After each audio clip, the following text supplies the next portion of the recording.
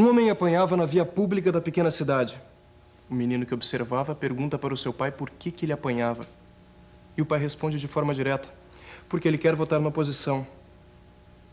O menino era Alberto Pasqualini. Sei que existe um estalo, algo que desperta a motivação, a inquietação e alavanca os ideais que se persegue. Esse episódio pode ter sido sinal para Alberto Pasqualini.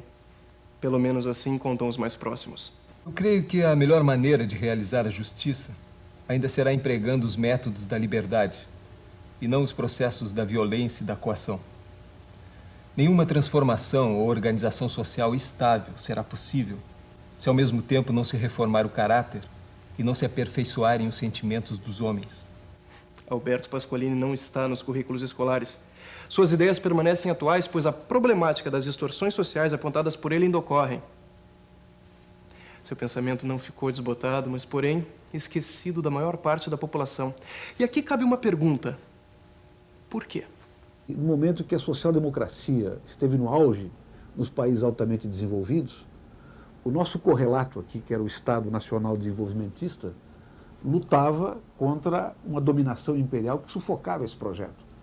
Então a visão da contribuição do Pasqualini era uma visão acessória, sufocada, que se dava contra esta maré. Veja, por exemplo, que o golpe de 64 foi isso. Foi o abafamento aqui no Brasil, né, do pensamento nacional desenvolvimentista, que tem, evidentemente, a inspiração do Pasqualini. São os níveis econômicos que estabelecem hoje a linha divisora das classes. Consequentemente, só poderá haver solidariedade entre as classes quando os que pertencem aos níveis mais altos se dispuserem a cooperar para a atenuação dessa desigualdade. E para que aqueles que se encontram nos níveis inferiores possam ter realmente a oportunidade de melhorar as condições de existência. Alberto Pasqualini foi uma marcante e fundamental figura pública no cenário político gaúcho e brasileiro. Um estudioso das relações sociais e políticas, dos aspectos científicos e filosóficos sobre o homem e sua condição no meio social. Um questionador que concernia o conhecimento do estudioso e a sensibilidade do estadista. Os verdadeiros estadistas, aqueles que têm a consciência tranquila, não recusam a discussão de seus atos nem a análise da sua conduta, pois fácil será compreender os que criticam. Se estiverem errados ou tiverem com a razão, felicidade será para o governista digno deste nome descobrir os seus próprios erros e ter a oportunidade de corrigi-los. O homem tem que ter uma visão ampla do seu mundo para poder, inclusive, ter ideias e defendê-las. Ele foi um homem que lia filosofia, lia sociologia. Ele não lia somente questões políticas ou econômicas. Alberto Pasqualini, além de ser um pensador e um homem de ação, foi um observador. É como se Alberto Pasqualini quisesse ir além do alcance físico do olhar, assim como suas ideias estavam além de sua época. Se a curiosidade move a humanidade, Alberto Pasqualini movia-se curioso diante dela.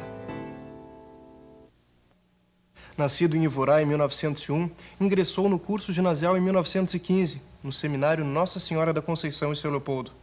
Porém, por julgar não ser a sua vocação ao sacerdócio, retirou-se em 1919, iniciando novamente os estudos ginasiais no Colégio Anchieta, devido ao não reconhecimento oficial do curso ministrado no seminário. Formou-se em Direito pela Universidade Federal do Rio Grande do Sul em 29, destacando-se como aluno laureado e orador da turma.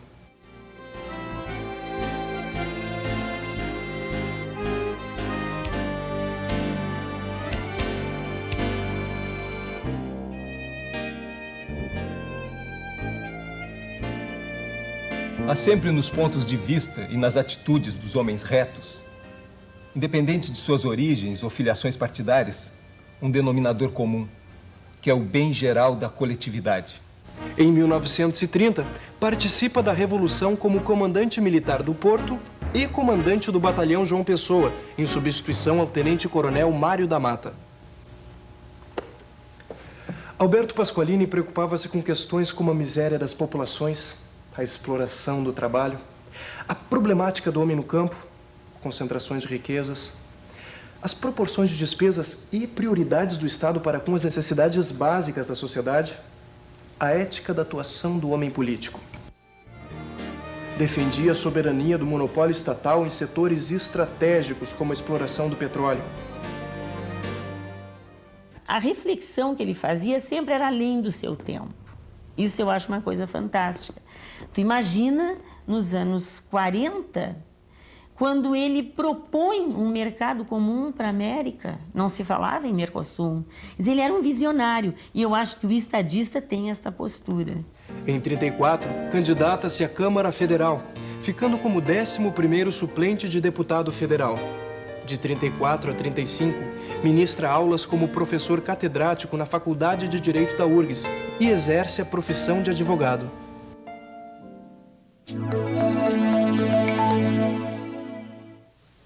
Na juventude, Alberto Pasqualini revela seus talentos não só para as ciências exatas e humanas, mas também para as artes. E na mente do Filho do Homem passa todo o espetáculo atroz, toda a desgraça da humanidade e o crime e a ingratidão. Do seu martírio o sofrimento sente, e seu sangue golfar e o ferro algente rasgar-lhe o coração. Empunhando seu violino, tocava no seminário onde estudava, onde compôs a música Agnus Dei. Em 35, eleito vereador em Porto Alegre, vencendo no primeiro turno, sendo o segundo candidato mais votado. Em 1936, reafirma sua postura de atuação contundente, defendendo a diminuição da dívida ativa do município para com o Estado, de 8% para 5%, ocasionando com isso a solicitação da cassação de seu mandato, sob a alegação de ter advogado contra o Estado, contrariando uma disposição da Lei Orgânica Municipal. O Tribunal Regional Eleitoral em Porto Alegre decide pela não cassação. 1937, a instauração do Estado Novo dissoluciona a Câmara. Alberto Pasqualini encerra seu mandato, mantendo-se afastado da atividade política até o ano de 39. Eu mantenho todas as minhas declarações feitas à imprensa do Rio de Janeiro sobre a situação do Estado e acrescento: estamos cada vez mais firmes, cada vez mais fortes, cada vez mais dispostos a lutar pela libertação do Rio Grande. Havemos de criar uma mentalidade nova, um regime novo, e provarmos que, apesar de toda a corrupção, ainda há homens dispostos a sacrificar tudo por um ideal.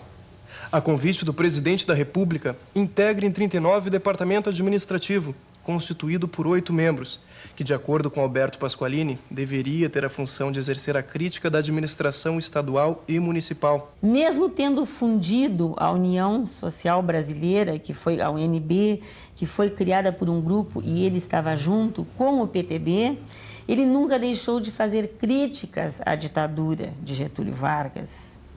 Ele tinha uma certa independência, talvez até pela segurança que ele possuía dos seus próprios conhecimentos. O que o Estado não pode e não deve fazer é empenhar a renda de seus tributos, que vem da coletividade e a ela se destinam, para socorrer empresas particulares, comprometendo eventualmente o funcionamento dos seus próprios serviços e desviando recursos financeiros das suas verdadeiras finalidades. Em 43, assume a Secretaria do Interior. Nesse cargo, apresenta um plano de assistência social ao governo do Estado. O plano apresentado tratava da necessidade urgente em organizar e agir para suprimir problemas como a miséria do campo, a insuficiência do atendimento hospitalar, o problema do menor abandonado e da delinquência juvenil, os problemas de alimentação pública e a precariedade do sistema carcerário.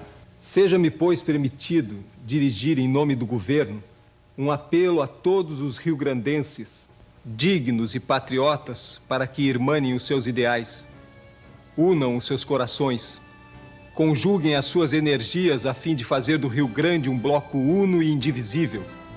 Alberto Pasqualini era um homem simples, desprovido de arrogância, e por mais complexa que fosse sua personalidade pensadora, comunicava suas ideias com clareza, paixão e conhecimento, distante das retóricas falsamente ricas.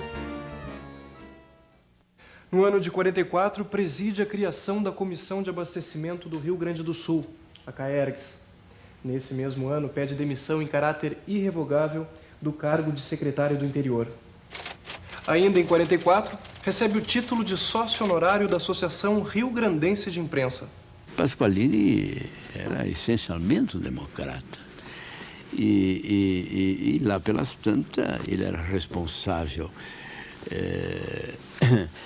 pela censura no Rio Grande do Sul, e lá pelas tantas ele liberou matérias ali que envolviam críticas ao governo do Dr. Getúlio. E o governo do Dr. Getúlio exigiu providências. E a resposta do Pasqualini, quando lhe cobraram, foi dizer... Na Secretaria do Interior. A resposta do Pasqualini, quando lhe cobraram isso, foi dizer... Terminou a censura no Rio Grande do Sul. No Rio Grande do Sul não tem censura. Terminou, teve que sair. Mas é uma demonstração da sua linha. A sua linha sempre foi uma linha reta. É necessário que o jornalista que julga publicamente os fatos e as pessoas tenha um apurado senso de equilíbrio e uma clara noção da responsabilidade. No mesmo ano, recusa o cargo do Supremo Tribunal Federal e participa da USB, União Socialista Brasileira. Em 46, candidata-se ao governo do estado pelo PTB. É derrotado pela pequena margem de 20 mil votos por Walter Jobim em 47.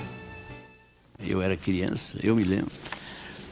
Coisas que criança faz. Eu estava lá na minha região de Caxias, numa igreja, quando o padre fez a gente ajoelhar e jurar que não votava no Pasqualini porque ele era comunista. Naquele tempo, ele como candidato ao governo do estado, havia restrições da igreja com as ideias dele, a fazer restrições.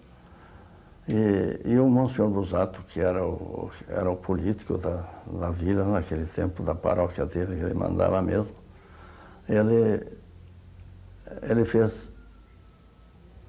teve esse encontro com o Pasqualini, e o Pasqualini, então, ele fez diversas perguntas. Essa não sei qual eram as outras perguntas, mas uma ele colocou assim, Pasqualini, qual é o candidato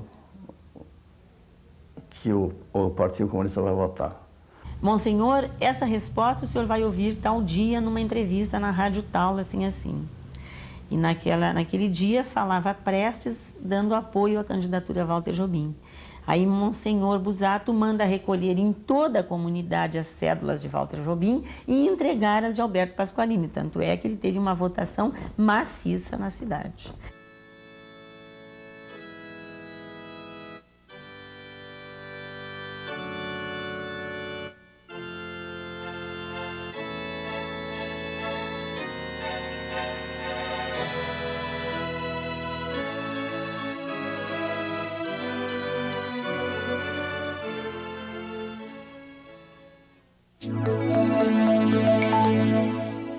E que o Partido Trabalhista movia as massas e seus anseios, mas que ao mesmo tempo era um partido que não tinha sua origem partidária no movimento proletário, mas sim na figura prestigiada de Getúlio Vargas.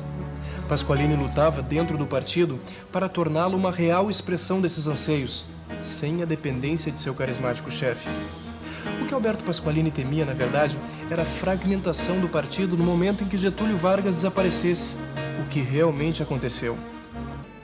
Acaba candidatando-se ao Senado pelo PTB, sendo eleito senador pelo Rio Grande do Sul. Em seu mandato, foi relator do projeto que criou a Petrobras. Sou radicalmente contra a participação do capital privado, quer estrangeiro, quer nacional, na exploração de fontes naturais e básicas de energia. Naquela época, o grande debate do monopólio estatal era o debate da Petrobras. Quer dizer, a grande discussão que se tinha era a discussão da Petrobras. E nessa discussão da Petrobras, ele foi totalmente favorável à criação da Petrobras e foi a grande manifestação a favor da Petrobras. Quais são os dois pontos fundamentais da doutrina pasqualinista, né? Já que ele representa esse pensamento político moderno aqui no Estado? Primeiro, é impossível pensar numa estabilidade social, em relações sociais justas, sem considerar os trabalhadores, e aqui tomado trabalhador no seu sentido amplo, os assalariados, como um sujeito político definidor dos rumos da sociedade e dos deveres públicos do Estado. Esta é a primeira particularidade. E a segunda particularidade é a visão que o Pasqualini tem do Estado como indutor e regulador do desenvolvimento. Ele é seguramente o líder moderno que introduz aqui no Rio Grande do Sul, de maneira consciente e ordenada, uma presença do Estado enquanto Estado indutor e regulador. E essas duas visões são visões absolutamente contemporâneas. Inclusive, os dados hoje que são demonstrados pelo que resultou do projeto neoliberal demonstram isso. Eu diria que se a doutrina pasqualinista fosse uma doutrina universal, colocar essa possibilidade de forma abstrata, isso que está ocorrendo no mundo hoje não ocorreria. Porque o capital financeiro, portanto, ele estaria subordinado a projetos públicos do Estado e não subordinaria o Estado segundo as suas necessidades e as suas conveniências. Em 53, opõe-se ao acordo militar Brasil-Estados Unidos, que doaria material militar para o Brasil. Sabem os americanos muito melhor do que nós que esses armamentos dados de graça são muito caros, pois acarretarão em grandes despesas, que se acrescentarão às nossas despesas militares, que por natureza são economicamente improdutivas. Essas despesas contribuirão para elevar o custo de vida, sangrar a economia nacional, impedir o desenvolvimento econômico e, acima de tudo, para aumentar ainda mais essa tremenda carga de sacrifícios e privações que sofrem nesse momento as classes trabalhadoras. Neste mesmo ano, recusa a vice-presidência nacional do PTB. No ano de 54, apresenta um projeto de lei que institui o Sistema Federal de Bancos de Estado. Candidata-se novamente ao governo do Estado, mas por questões de saúde quase é obrigado a abandonar a candidatura. Por fim, é derrotado por Ildo Meneghetti. Com a palavra, o senador Alberto Pasqualini. Aos nobres companheiros do Rio Grande, desejo manifestar meu profundo reconhecimento por haverem honrado meu nome com sua indicação para candidato ao governo do Estado. Este fato constitui um estímulo e um conforto para quem luta pela realização dos ideais trabalhistas, pois vem demonstrar que se mantém cada vez mais viva a crença e a esperança na sua realização.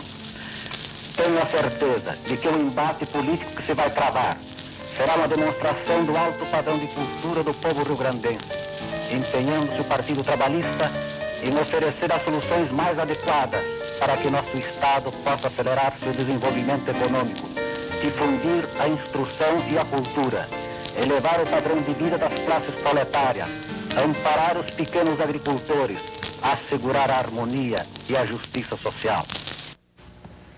Em 55, vítima de derrame cerebral, fica restrito ao leito, abandonando definitivamente a vida pública. Morre em 1960 no Rio de Janeiro, onde está sepultado.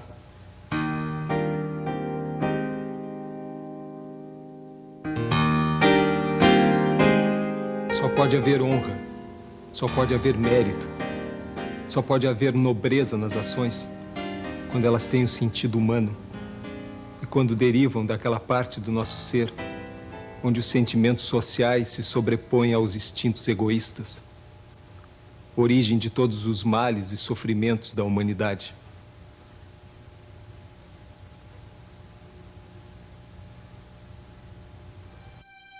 Ao que se resume a vida de um homem após sua morte? Ao que se resume o tempo, a energia desse homem? Um nome esculpido na pedra? Uma placa de rua? Busto? Escola para os mais ilustres? Mais importante que o nascimento e a morte de um homem são seus frutos. Alguns frutos estão na vida em família, na amizade, nos trabalhos realizados. Outros estão nos ideais, nas lutas por um conjunto em benefício comum. Mais importante que a homenagem é o entendimento de um legado, concordando ou não com sua mensagem. Mais importante que o nascimento e a morte é a paixão que move a vida.